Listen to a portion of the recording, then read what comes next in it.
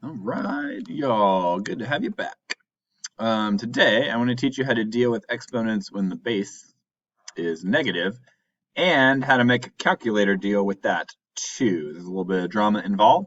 Make this the title on the next free page in your math notebook. When you've done that, mark that page, close it up. Give me your concentration, clear out that, and give me your best. So the title talked about the base being negative. Let's talk about what that is. So simple vocabulary word. This word gets used a lot in math for a lot of different things. We saw it in geometry a lot. And there's like base means when you see it with an exponent. If I just take, say, 6 to the third power, that is the exponent. And that we call the base, whatever's being raised to the exponent. So that's going to be negative today. We've always had that be positive. Today we're going to look at, well, what happens when that base is negative. And here it is. So it's not too complicated, but you're going to probably even wonder why I'm bother having a whole lesson on it, and I'll get to some drama in a minute. So in this case, negative 2 to the first power, negative 2 to the second power, negative 2 to the third power, and so on and so forth. Just like we have done the last couple days, I think the easiest way to get the hang of these is to expand them first. So I'm going to skip this one because, negative 2, well, I shouldn't. Negative 2 to the first power, anything to the first power is just negative 2. There's nothing to multiply it by because it's one power. Negative 2 to the second power, that means negative 2 times negative 2, which is positive 4. Keep going. Negative 2 to the third power, that is negative 2 times negative 2 times negative 2. So negative 2 times negative 2, as we just saw up here, is positive 4 times negative 2 again is negative 8. Negative 2 to the fourth power, that is negative 2 times negative 2 times negative 2 times negative 2. And we just saw up here, negative 2 times negative 2 times negative 2, the first three are going to make negative 8 times negative 2 is positive 16. And lastly, you could keep going on forever, obviously, like this. We'll stop at 5, I think, because I think you'll start to see what's up. Negative 2. So as we saw up here, the first 4, when you multiply them, make positive 16 times negative 2 one last time, a fifth time, is negative 32. So that's what you do. It's just like a regular exponent. You just multiply the base however many times it says in the exponent. But what's interesting to note is sometimes you get a negative number and sometimes you get a positive number. And that is important to note. A lot of times people will just assume, oh, if you see a negative base, you're going to get a negative answer, and you don't necessarily. You kind of like, the safest thing to do is just work it out. Say, oh, remember, negative times negative ends up being a positive number, and I've just got to remember that. So not too much to remember. You'll notice even you alternate negative, positive, negative, positive, negative. The next one would be positive 64 if we did another one, and so on. They alternate. So that's simple enough. I do want to show you something else because there is a little bit of drama with doing this with a calculator, and I want to go through that now. So let's just talk about the calculator itself before I even work out any examples. Some calculators, like this one, will have an exponent feature on them. So if you're going to figure something out, if I want to know what is like 4 to the third power, like on this one I would do 4 to the power of 3, and it'll do that for me. And so on. So that's got a calculator button.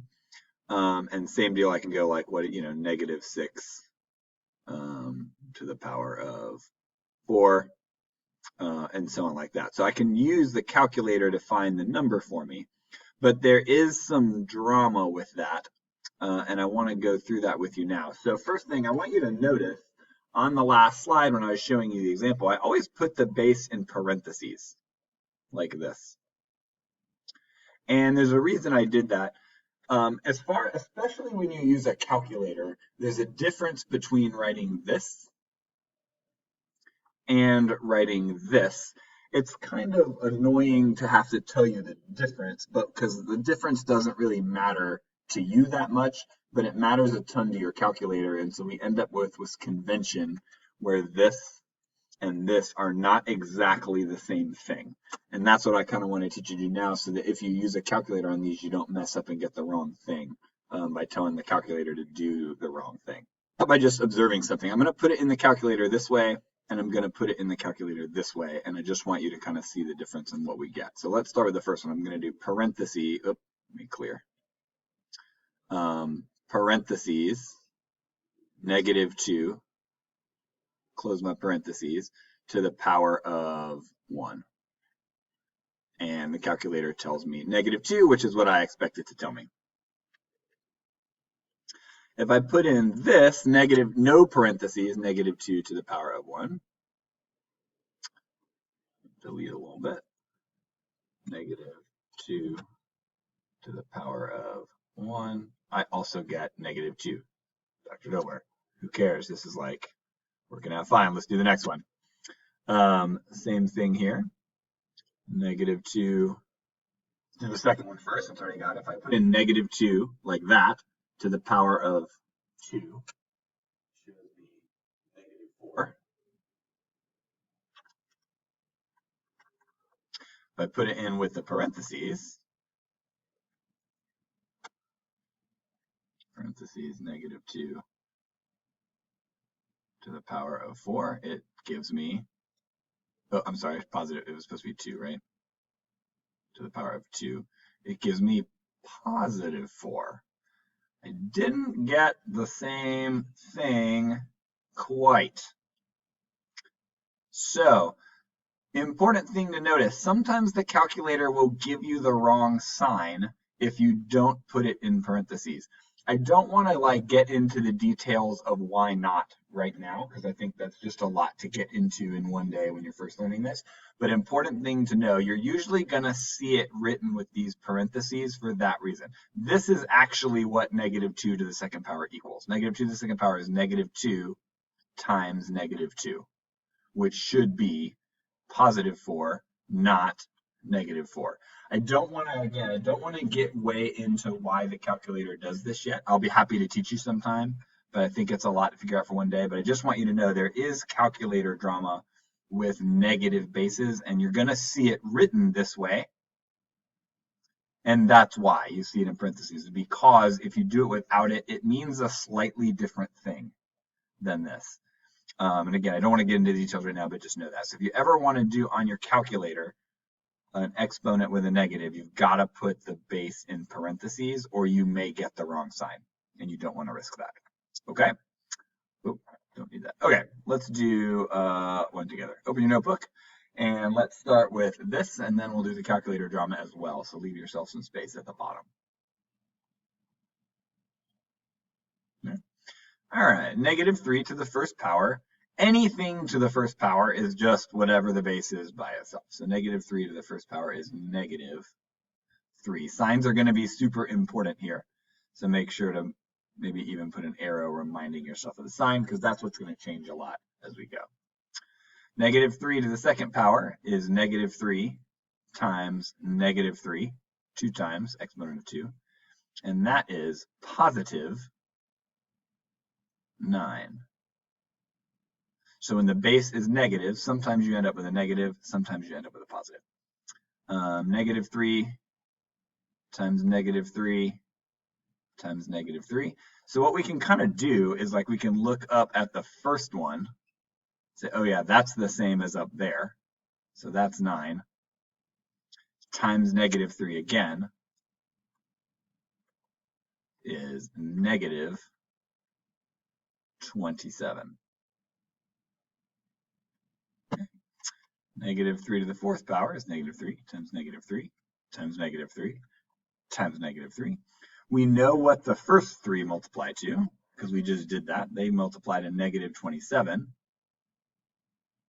times another -3. Now I've got negative times negative, which is going to give me positive, we're back to that, 81. Fifth power. I could go on forever. We won't go on forever because nobody wants to do that, but we could. Fifth power, 1, 2, 3, 4, 5. So again, we can just look up one and say, okay, well, I already know the first 4 multiplied to positive 81 times negative 3. Now I've got positive times negative, and that's going to equal a negative number. And let's see, 80 times 3 is 240, and then 3 times 1, so I think it's negative 243. And then last but not least, negative 3 times negative 3 times negative 3 times negative 3 times negative 3 times negative 3. There are 6. I know the first 5 multiply out to negative 243 times negative 3. I'm going to end up with a positive number, and I don't know that one off the top of my head. 243 times 3 is 9, 12, 7, 729. So what you'll notice when you deal with a negative base, you alternate negative, positive, negative, positive, negative, positive, and so on and so forth. Not really any tricky math to do. It's just a thing to know. The easiest mistake to make is people just assume if the base is negative, the answer has to be negative, and it does not. It may not be. Other thing to know is we got calculator drama, and I want you to know. So if you put these in the calculator, here's what you get. If you put the parentheses around this, you'll get negative 3. If you don't, you'll also get negative 3. Fine, great. Check smiley face, yay. No issues there. If you put this one in with parentheses, you'll get positive 9. If you put this one in the calculator with no parentheses, take my word for it, you'll get negative 9. Not good. You'll notice they don't match. X, smiley face, boo. We have a problem. The calculator, if you don't put the parentheses around the negative base, the calculator may give you the wrong sign. Not always, but sometimes. If you put this one in, you'll get negative 27. If you put this one in, you'll get negative 27. Yay. Sometimes it's all right. But not always, because here you'll get positive 81. If you put in this, you'll get negative 81. Not good. Probably seeing a pattern. Anytime the answer ought to be positive, and you don't put the parentheses around the base, the calculator is going to tell you that it's negative, which is not a good situation. So that's just something I need you to know. So one of the things you're going to need to do as part of this lesson is on your own, the calculator that you use, like figure out how to do exponents on it. So you need to make sure, test this out even and say, okay, what's the difference if I do, negative 3 to the power of 8 this way versus if I take the parentheses out and just say negative 3 to the power of 8, I'll get the other sign. So you need to make sure you know how to do this on your calculator. Whatever calculator you use, if you want to use the exponent feature, you need to know where the exponent button is, and you need to know how to deal with the parentheses too, parentheses buttons as well. So that's just a quick calculator lesson that also goes along with this. Other than that, if you understand how to take a negative number and raise it to a power by doing this and alternating the signs, positive and negative, and figuring out which one it ought to be, then you are in great shape and you are all set. And I can't wait to see you tomorrow.